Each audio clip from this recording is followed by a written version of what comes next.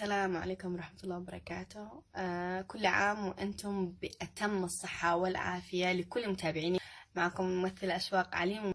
حبيت أتكلم، أطلع بفيديو تسجيل أتكلم فيه عن مجموعة نقاط بسيطة. كنت حابة أطلع بث مباشر بس ما حصلش نصيب، إن شاء الله في الأيام القادمة.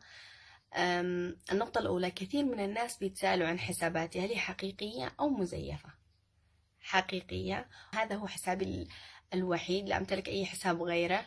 وإن شاء الله في القريب العاجل سيتم الاشتراك في بعض التطبيقات، إذا شفتها مناسبة في بعض التطبيقات أكيد، ونشر وراح يتم نشر الروابط. اثنين، حبيت أعتذر للجميع عن عدم الرد عن بعض الرسائل عن بعض الرسائل، لأني أغلب الرسائل أرد عليها أكيد، وأغلب التعليقات، بس بعض الرسائل ما قدرتش أرد عليها بسبب انشغالي في تصوير مسلسل الذي أتم على خير وعافية.